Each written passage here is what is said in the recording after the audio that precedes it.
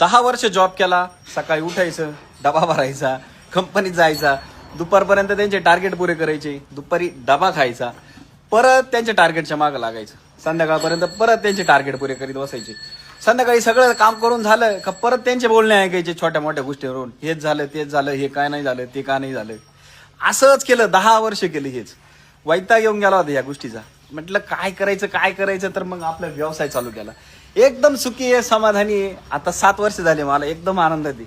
व्यवसायात आल्यावर छोटे मोठे स्वप्न सुद्धा माझे या व्यवसायाने पूर्ण केले आणि एकदम समाधानी केलं मला या व्यवसायाने. आणि जॉब मध्ये साधी मला माझी मोटरसायकल सुद्धा बदलता आली नाही लवकर.